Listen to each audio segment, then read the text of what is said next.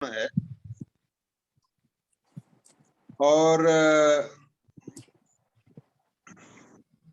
चूंकि महत्वपूर्ण इसलिए है कि जो हमारा पिछला पार्ट था स्कूल रीओपन का, उस समय परिस्थितियां पूरे देश में और हमारे आसपास की बड़ी सामान्य थी।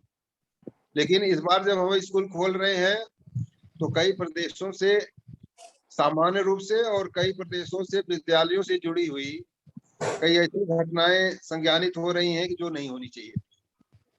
इसलिए हम सभी की जिम्मेदारियां इस बार बढ़ गई है, चुनौतियां बढ़ गई है कि हम अच्छे से सुरक्षित वातावरण बच्चों को दे पाए। इसके लिए शासन भी चिंतित है, उच्च अधिकारी भी चिंतित हैं, नोडल अधिकारी भी जिलों में नामित किए गए हैं।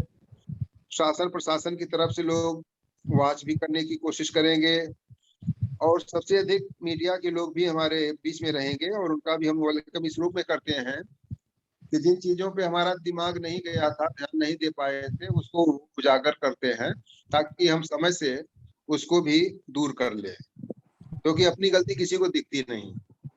तो मीडिया के साथियों का स्वागत इसी भाव से हो कि अगर उन्होंने कोई चीज बताई है तो कोई दिक्कत नहीं है, जब हम काम करेंगे तो गलतियां त्रुटियां हो सकती हैं, लेकिन वो त्रुटियां हम अच्छे से दूर कर ले, समय से दूर कर ले, अगले दिन वो रिपीट ना हो।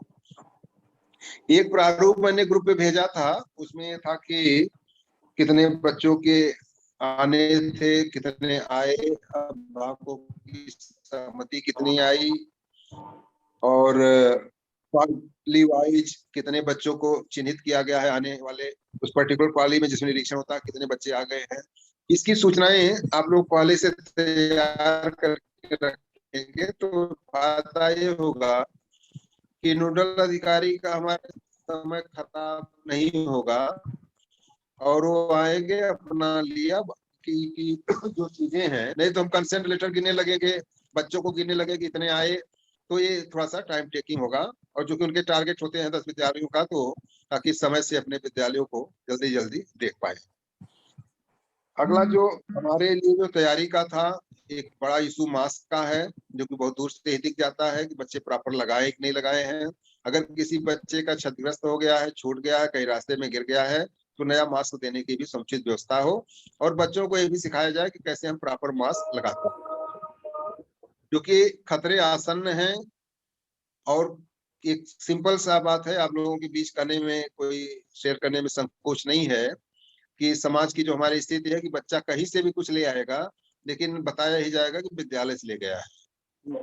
अच्छी चीजों के लिए तो याद नहीं करता है, लेकिन अगर कोई कमी होगी, कोई जो अस्वास्थ्यकारी बात होगी, उसको जरूर कहा जाएगा कि बच्चा विद्यालय गया था, वहीं जाने से वो पॉजिटिव हो गया। अगर कहीं से भी कोई बात आती है तो हमें पूरी तरह सावधानी भी करनी है। और ये भी कर लीजिए कि थोड़ा मोबाइल वगैरह में स्पेस इसके हो, कभी कोई तो उसकी थोड़ी बड़ी रिकॉर्डिंग भी करते रहे। अगर सीसीटीवी है तो भी जो गेट से लेकर के कक्षों में जाने का है उसको वॉच करते रहे, ताकि बच्चे क्लास में जा रहे हैं तो बैठ जाए और बैठने के बाद कहीं ऐसा ना हो बहुत सट कर बैठे, क्योंकि बच्चे हैं बार बार ये करेंगे कि जो हम आप सोच रहे हैं वैसे नहीं बैठेंगे वो, और एक दूसरे के पास में बैठने के मित्रों दोस्तों की हालचाल लेने के लिए वो करेंगे, तो उन्हें बार बार टोकने की आवश्यकता पड़ेगी। इसके लिए भी अपनी एक टीचर की यूनिट चाहिए ताकि ये केवल वही काम करे। एक कोई कंप्यूटर ऑपरेटर या इस टाइप का लड़का, उसको भी कर दीजिए कि वो सीसीटीवी में बैठ करके देखता रहे कि सारे बच्चे प्रॉपर ढंग से बिहेवियर कर रहे हैं। एक और चीज मैं बताना चाहूंगा कि जो हमारे गेट पे व्यवस्था है, तो गेट की व्यवस्था में होता क्या है कि किस विद्यालयों में 2 गेट है, किसी विद्यालय में 1 गेट है। तो जहाँ 2 गेट है वहां पे एक एंट्री पॉइंट कर दीजिए, एक को एग्जिट पॉइंट कर दीजिए, ताकि एक गेट से केवल आने वाले रहे बच्चे, एक गेट से जाने वाले रहे, ताकि दूसरी पाली के बच्चे आएंगे और एक पाली के छूट जाएंगे तो दोनों में आपस में टकराने की, यानी बहुत करीब आने की बात न हो। इन केस की एक ही गेट है तो जो चुनाव में करते हैं कि अगर एक रूम है जिसमें कि एक ही दरवाजा है तो उसको रस्सी से बांध देते हैं, तो आने वाले एक तरफ से आते हैं, जाने वाले दूसरी तरफ से जाते हैं। तो फिर गेट तो चूंकि हमारा 10 फीट लगभग होता ही है, तो 5-5 फीट तब भी मिल जाएगा, 6 फीट का है तो भी 3-3 फीट मिल जाएगा। तो इस तरह से गेट पे भी व्यवस्था हो जाए, कुछ बल्ली वगैरह बांध करके टेम्पोररी, और उसमें रस्सियां वगैरह बांध दी जाए, तो उसी हिसाब से बच्चे आए और जाए। सेकंड, जो उस पे गेट पे और एक बात है कि हर बच्चे का आदि से अध्यक्ष जी दिख गए, सैनिटाइज हो जाए, हर बच्चे का जो आपके हर बच्चे का थर्मल स्कैनिंग हो जाए। यदि किसी बच्चे का कोई भी डाउटफुल हो विद्यालय में एंट्री के समय या विद्यालय में रहते हुए, तो उसकी ऑक्सीमीटर से उसकी कोई ज्यादा दिक्कत तो नहीं है। किसी भी तरीके की कोई दिक्कत हो तो आगे डॉक्टर से कंसल्ट लेने की भी प्रॉपर व्यवस्था हो। आसपास के जो डिस्पेंसरी हो, प्राइवेट या सरकारी हॉस्पिटल हो, वहाँ के लोगों का नंबर हो, क्योंकि बाई चांस डॉक्टर बाहर हैं, तो हम अगर कॉलेज से किसी बच्चे को ले जाएं तो प्रॉपर यथाशीघ्र डॉक्टर उपलब्ध हो रहे हैं, तो इसकी भी व्यवस्था करनी है। तो जो प्रारूप में चीजें हैं कि जो मास्क का इशू है, टीचर्स भी देखिए हम लोगों की आदत छूट गई है, तो ये रहे कि जब टीचर लगाएंगे तो बच्चे भी लगाएंगे। अगर टीचर ही नहीं लगाएंगे तो बच्चे भी कहेंगे अरे गुरु जी लगाए नहीं, तो फिर इसका मतलब सब कुछ नॉर्मल है। तो ये चीज शुरुआती दिनों में बहुत ही सावधानी देने की आवश्यकता पड़ेगी। एक चीज जो पिछली बार हमारे निरीक्षण में भी था और प्रारूप में भी है कि हाथ धुलने का स्थान जो है, अगर कोई बच्चा आता है उसको हाथ धुलाने की, या बीच में कहीं वॉशरूम वगैरह गया है, तो वहां पे एक दो विद्यालयों मैंने देखा था कि जहाँ पे वो साबुन की टिक्की रखे थे, टिक्की न करके लिक्विड हैंड वॉश रखें, ताकि बच्चा जो उससे सुरक्षित रूप से हाथ धुल सके। और इसके अलावा जो जागरूकता है, चूंकि बहुत सारे माध्यमों से, दूर संचार से लेकर के टीवी, सोशल मीडिया, हर जगह से ये चीजें बार बार बताई गई हैं, फिर भी विद्यालय में एक अपना रिहर्सल टाइप का कोर्स करा दीजिए बच्चों को, 2-3 टीचर को कर दीजिए कि बारी बारी से कमरों में जाकर के बच्चों को बता दे कि सोशल डिस्टेंसिंग का क्या फायदा नुकसान है, मास्क लगाने का, सैनिटाइजर लगाने का, हाथ धुलने का, सोशल डिस्टेंसिंग के फायदे नुकसान उनको दोनों को बताएं, ताकि बच्चे अपने घरों में भी जाकर के शेयर करें, और उनका परिवार भी सुरक्षित रहेगा, बच्चे भी सुरक्षित रहेंगे, तो हमारे आपकी तरफ कोई उंगली नहीं आएगी। नए मास्क जरूर रखवा लीजिएगा कि कोई बच्चे जो क्षतिग्रस्त वगैरह हो जाए उनका रिप्लेसमेंट हो जाए। थर्मल स्कैनर, क्योंकि बच्चे अगर ज्यादा आते हैं तो उसी के हिसाब से कि जल्दी जल्दी उनको एंट्री कराई जाए, अपने बच्चे सीधे क्लासरूम में जा सकें, तो गेट पे कहीं ऐसा ना हो कि एक थर्मल स्कैनर के भरोसे रहे और भीड़ हो और बच्चों की भीड़ लगे, क्योंकि बहुत सारी निगाहें कल हम लोगों को देखी। अगर बच्चे, चूंकि पल्स ऑक्सीमीटर का पिछली बार कंसेप्ट नहीं था, लेकिन इस बार निर्देश में भी है, तो हमें आपको ये करना होगा कि हम उसकी थर्मल स्कैनिंग की, पल्स ऑक्सीमीटर की भी व्यवस्था रखें, और अगर किसी बच्चे का कोई भी संदेह की स्थिति हो तो उसको तत्काल चेक करें। उसमें एक सावधानी मैं अपनी तरफ से जरूर बताना चाहूंगा कि जब थर्मल स्कैन पल्स ऑक्सीमीटर का यूज करें तो बच्चे की उंगली को पूरी तरह सैनिटाइज करा दें, और उसके बाद देखें सूख जाए, क्योंकि अगर गीली उंगली होगी और उसपे उंगली अगर रख देगा अंदर, तो फिर उसका जो सेंसर है वो काम नहीं करेगा। एक दो बच्चों करेगा, फिर उसपे अगर लेयर जम गई तो रिजल्ट कुछ बताएगा और वास्तविकता कुछ और होगी। इसके लिए उसका सुरक्षित और सही उपयोग हो सके तो हमें थर्मल स्कैनर का भी रखरखाव बेहतर ढंग से करना होगा। चीज और रहे कि जो बच्चे हमारे कब 9th के आने हैं, कब 10th के आने हैं, कब 11th के आने हैं, कब 12th के आने हैं, उनको सही समय और दिशा पता हो, न हो कि अपने समय के हिसाब से पुराने के आधार पर बदला लिए चला रहा, तो बच्चों को ये करने वाले दिन कोई गलती उसको भी वापस कर दिया जाए, बताते हुए कि आप इस समय पे आए। सैनिटाइजेशन के लिए पिछली बार भी आप ही लोगों ने बहुतायत संख्या में कराया था। इस बार चूंकि नगर पंचायत क्षेत्र में अगर है, नगर निगम क्षेत्र में है, ग्राम पंचायत क्षेत्र में है, तो उनके लिए भी जिम्मेदारी में है जो भी कराएंगे, लेकिन कितनी बार कराएंगे तय नहीं है, तो अपनी व्यवस्था ये समुचित रूप से रहे। अगर ये सारी चीजें जो प्रारूप में दिया गया है, जो आदेशों निर्देशों में दिया गया है, तो न्यूनतम रिस्क पे हमारे विद्यालय चल जाएगा और हमारे बच्चे सुरक्षित रहेंगे। यदि किसी तरीके की कोई चूक हो जाती है तो निश्चित रूप से समाज के साथ साथ हर व्यक्ति की निगाहें हमारी तरफ होंगी कि ये सावधानी नहीं बरती, एक त्रुटि रह गई, इसलिए इस तरह की चीजें आई। तो मेरा विनम्र निवेदन है, अनुरोध है कि जो भी चीजें हैं आवश्यक तैयारियां कर ली जाए, क्योंकि स्वास्थ्य और सुरक्षा से बढ़कर कुछ नहीं है। अन्य चीजों में चल जाएगा लेकिन बच्चों के लिए नहीं। 2 मिनट का समय हम कुछ इस पार्ट से हट करके बात कर रहे थे। जैसे 4 कार्यक्रम और हैं जिसमें समय समय पे समीक्षाएं होती हैं, शासन प्रशासन को सूचनाएं लगातार दी जाती रहनी होती है। आगे चुनाव होने वाला है उसकी भी बातें हैं। तो 2 मिनट में हम इस बात को भी खत्म कर देते हैं कि जैसे एक मिशन शक्ति है, कहीं पे बालिका विद्यालय है, कहीं बालक विद्यालय है, कहीं दोनों। लक्ष्य मिशन शक्ति का एक कहीं कहीं भ्रम होता है कि जो बालिकाओं से संबंधित कार्यक्रम है, ऐसा नहीं है। बच्चियों को तो हमें स्वावलंबी, आत्मनिर्भर, आत्मविश्वास से पूर्ण बनाना ही है।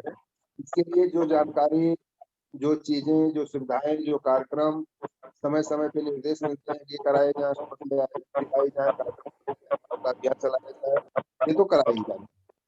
लेकिन जो बच्चे हैं, अगर कोई एजुकेशन है तो केवल बालक विद्यालय है तो वहां पे भी इस कार्यक्रम को कि किस तरह से हम अपने बच्चियों को, अपने देश की महिलाओं, समाज की महिलाओं की तरफ व्यवहार करें, यह भी बात बच्चों को बताई जाए, क्योंकि गुरु की बताई हुई बातें हमेशा याद रखती है, जितना बताता है उतना नहीं। और जो कार्यक्रम हैं बीच बीच में जाते हैं कराते हुए, उसकी सूचना व्हाट्सएप ग्रुप वगैरह जो भी हर कॉलेज के हिसाब से उस पर डालते रहे। ये ना सोचे हमारा कार्यक्रम डालने लायक नहीं है। जो कुछ भी करते हैं, अगर हमें लगता है कि हमारे कार्यक्रम में कोई त्रुटि रही है तो ये सबसे अच्छा कार्यक्रम यही है कि हम उसका मूल्यांकन कर पा रहे हैं। इसी तरह से जो भी कार्यक्रम कराते हैं उसको ग्रुप पे डालते हैं। 75वें पार्ट पे है, हमने 74 साल पूरे कर लिए हैं। 75वां साल आजादी का आज प्रारंभ हुआ है। एक बार फिर सभी को हार्दिक शुभकामनाएं। और जो भी हमारे अमर शहीद देश की हमारी आजादी को बचाने के लिए, जिन्होंने आजादी दिलाने के लिए अपना जान, अपना परिवार, अपना सब कुछ निछावर किया, करते हुए कहना चाहेंगे कि इससे जुड़े भी कई एक चीजें आई हैं कि लगातार कार्यक्रम कराते रहना है, क्योंकि एक कंसेप्ट कहा जाता है कि ये जो हमारा कार्यक्रम है ये बेसिकली हो गया, जन सहभागिता इसमें नहीं हो पाती। उसके पीछे है कि आदमी के वैल्यू को समझ नहीं पा रहा। तो वैल्यू को न समझने के नाते वो व्यक्ति उस भावना से कि जो हमारे आजादी के लिए लोगों ने बलिदान किए हैं, इतिहास किया है, उसको स्मरण नहीं करता। तो बच्चों को हमें यही कराना है कि नहीं, हमारी आजादी कितना महत्व रखती है, गुलामी का क्या पीड़ा होती है, और गुलामी से आजादी तक लाने के लिए और सुरक्षा के लिए लोगों ने क्या त्याग और बलिदान दिया है। तो उससे जागरूकता भी बढ़ेगी और कार्यक्रम भी होगा तो उसका परमानेंट। और पार्ट है स्वीप का, मतदाता जागरूकता अभियान का, जो चुनाव निकट है। तो एक अभी किया गया था कि जो शपथ है कि हम निष्पक्ष और स्वतंत्र मतदान करेंगे, शपथ में बच्चों का हस्ताक्षर कराए जाए। जो वोटर हैं उनके ऑडियो वीडियो कुछ भी 1 मिनट से कम का लगभग उसको ग्रुप पे डाल दें, और जो भी बच्चा अच्छा करता है उसको विद्यालय में भी शाबाशी दें।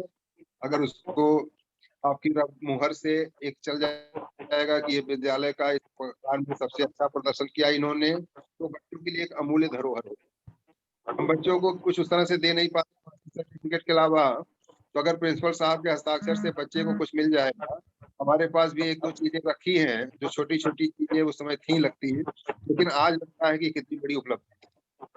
तो एक अच्छा अवसर भी होगा कि इस तरह के जो भी कार्यक्रम कराए जाए, तो जो बच्चे अच्छा प्रदर्शन कर रहे हैं, 10, 20, 50 भी अच्छा करते हैं, तो 10, 20, 50 पन्ने हम किसी कहीं पे भी खर्च करने के लिए कुछ को फोटोकॉपी करा लिया, या प्रिंटर है तो प्रिंटर करा करके, हाथ से लिख करके, टाइप करा करके अगर हम बच्चों को डिस्ट्रीब्यूट करते हैं तो बच्चों के लिए एक बहुत बड़ा पुरस्कार होता है वो। तो इस तरह से भी उनको एक, जब भी कोई बाल सभा करते हैं, कोई पेरेंट टीचर मीटिंग करते हैं, तो उसमें भी उस बच्चे का नाम अगर मन से पुकार दिया गया तो बच्चे का समझिए कि बिल्कुल स्कूल टाइमिंग और एक तरीके से शिक्षा धन्य हो। और एक स्मार्ट क्लास का इशू था कि हो रहा है, तो जो शिक्षक हैं ये तो नहीं सभी लोग उस चीज से परिचित हों, क्योंकि आगे आने वाले दिनों में स्मार्ट क्लास अनिवार्य हो जाएगा और हर व्यक्ति, हर शिक्षक और फिर आपको वो चीजें जाननी पड़ेगी, तभी उसका वो बेहतर यूज कर पाएंगे और काम करेंगे। तो ये चीजें हमें जो बतानी थी कि आज की 15 अगस्त के दिन जो कार्यक्रम किए गए हैं उसके बारे में, जो भी आप बेहतर कुछ किए हैं, कोई अगर त्रुटि भी रह गई तो भी उसको ध्यान न देते हुए इस कार्यक्रम की फोटो, वीडियो, ऑडियो जो कुछ भी हो वो शेयर कर सकते हैं। कल की पूरी तैयारी कर ली जाए, जो भी गेट पे एंट्री से लेकर के घर से बच्चों को निकलने तक का जो पार्ट है, सुरक्षा का इशू है, आने जाने के रास्ते का है, सैनिटाइजर है, हाथ धोने के लिए साबुन आदि की व्यवस्था है, थर्मल स्कैनिंग है, सोशल डिस्टेंसिंग है, पल्स ऑक्सीमीटर है, इन सब की समुचित व्यवस्था और उपयोग हो। और एक साथ सारे बच्चों को न छोड़ करके 2 कमरे 3 कमरे को 2-2 4-4 मिनट के डिफरेंस पे छोड़ दें, ताकि बच्चे जब निकले तो भीड़ भाड़ ना हो, किसी तरीके का कोई गलत मैसेज किसी को न मिले कि यहाँ पे लापरवाही की गई और इस तरह से ऐसा हो, क्योंकि ये समय थोड़ा सा भी क्रिटिकल है। जो हमारा बार बार आ रहा है कि डेल्टा प्लस बड़ा हमारे आसपास ही भटक रहा है, तो हम कितना अच्छे से उसको पहचान लेंगे और उसके किनारे से निकल जाएंगे तो फिर वायरस का सामना कर सकेंगे। स्वीप से संबंधित, आजादी के अमृत महोत्सव से संबंधित जो आपका मिशन शक्ति है, इससे रिलेटेड जो भी प्रोग्राम करते हैं कराएं, उसको शेयर भी करते रहें, ये मेरा अनुरोध था। अब मैं ये चाहूंगा कि जो भी चीजें आपने कुछ बेहतर किया है या कहीं भी कोई समस्या आ रही है तो बारी बारी से शेयर कर दें। विकास भी सभी को अनम्यूट कर दीजिएगा। आपके पास सर सभी को अनम्यूट कर दिया गया है। जी बताएं, कोई भी अपना अनम्यूट करके बताएं। हाँ सर, हम ये कहना चाह रहे हैं जी कि सर जैसे बार बार समस्या, जबकि शासनादेश है कि 8 से 4:30 तक अध्यापक विद्यालय में रहेंगे, जी लेकिन जी अगर इसका एक व्यवहारिक पहलू ये देखा जाए सर, 50% बच्चे बुलाने हैं तो 9 to 10 बच्चों को हम फर्स्ट शिफ्ट में बुला लें और 11 to 12 को सेकंड शिफ्ट में बुला लें, और जो अध्यापक वांछित हैं वो फर्स्ट शिफ्ट में और जो अध्यापक वांछित हैं सेकंड शिफ्ट में, तो सोशल डिस्टेंसिंग भी हो जाएगी, पढ़ाई भी हो जाएगी, और जो 8.5 घंटे अध्यापक को रोकना पड़ रहा है, हो सकता है उनको हम पहले थोड़ा सा मुक्त कर दें, अगर ऐसा हो पाए, संभव हो पाए, जैसा हम प्रिंसिपल साथियों का विचार है, तो सर बच्चों की पढ़ाई भी हो जाएगी, सोशल डिस्टेंसिंग भी हो जाएगी, और हमारे अध्यापक गण भी थोड़ा रिलैक्स महसूस करेंगे कि हमारी बातों को भी ध्यान में रखा गया कि हमें लगातार 2 शिफ्टों में ढकेल दिया जा रहा है, जबकि बच्चों का तो केयर है, अध्यापकों का नहीं। तो अगर अनावश्यक उन्हें ना प्रेशर पड़े तो अगर 2 शिफ्ट में कर दिया जाए सर, तो कैसा रहेगा, पठन पाठन पूरा होगा। ऐसा होता है ना कि कुछ चीजें होती हैं, जब कोई इस तरह की पॉलिसी बनाते हैं तो उसमें कई चीजों को संज्ञानित किया जाता है जी जी और उसके आधार पे फिर वो ड्राफ्ट तैयार करके फिर निर्देश जारी होते हैं। जी। अभी जो ये सोचा जा रहा है कि बहुत ज्यादा संख्या में बच्चे आएंगे और सारी चीजें होंगी, तो जैसे अभी परीक्षा के बारे में जब नहीं चल रहा था कि मान लीजिए हमारी कैपेसिटी 400 है, तो कहीं 400 की अगर अलॉटमेंट हो गया कैसे होगा। एक बार अध्यक्ष जी ने कहा कि वो सब आधे से बच्चे तो अनुपस्थित हो जाते हैं, सोशल डिस्टेंसिंग अपने आप हो जाएगी।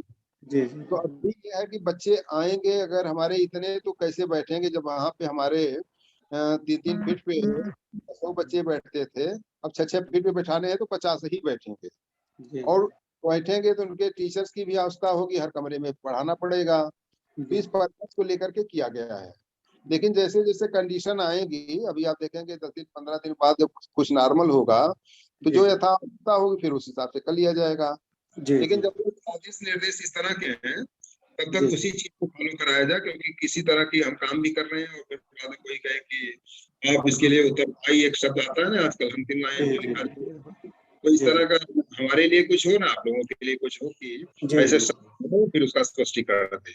जी, तभी यह है कि बहुत लोगों ने आनंद भी लिया है, कोई ऐसी पीड़ा नहीं है। अगर हमें बच्चों के लिए कुछ 2 घंटे ज्यादा रुकना पड़ रहा है तो उसको जी, सहर्ष रुको। फिर जैसी एक्सेप्ट कर रहे हैं। कभी जैसे कई लोगों का था कि हमारे तो आधे बच्चे भी नहीं आएंगे, तो क्या किया जाए। अभी एक प्रॉब्लम चल रही थी राजकीय और जो सीबीएसई बोर्ड के वगैरह के हैं, जी, तो उनका भी था। तो अभी यह है कि कितने बच्चे आ रहे हैं, जो कि मेरा मानना है कि 20% क्रॉस करना आज की परिस्थिति में अभी शुरुआती दिनों में मुश्किल है।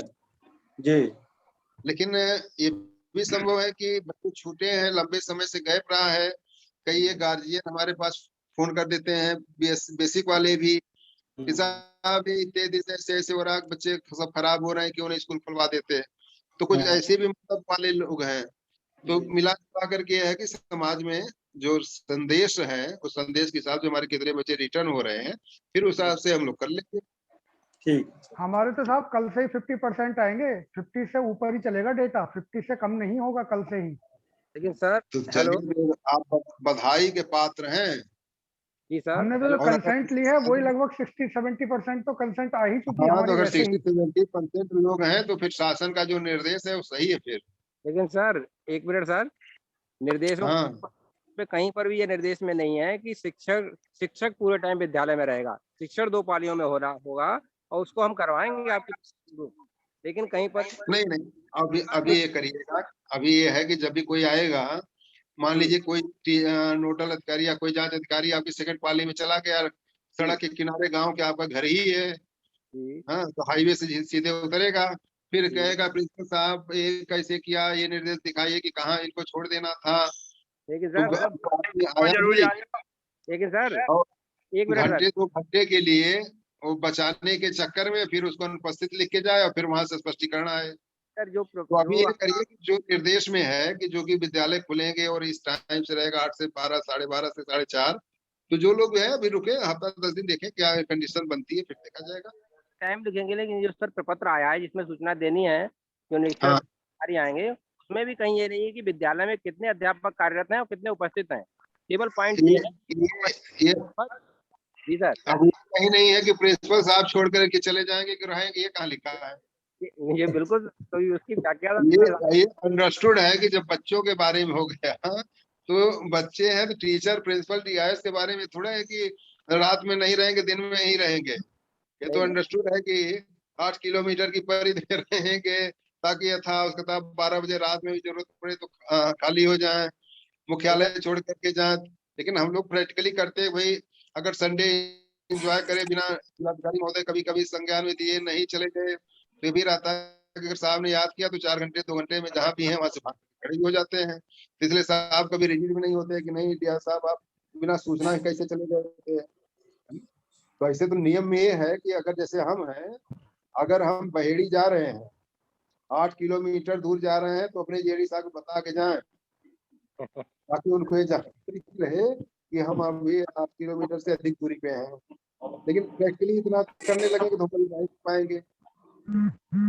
तो कई चीजें होती हैं जो अंडरस्टूड होता है। हमारे लेकिन अध्यापक अभी सबको यही करिए कि अभी रुके देखें। पूरा सहयोग करें और 16 महीने बाद स्कूल खुलेगा।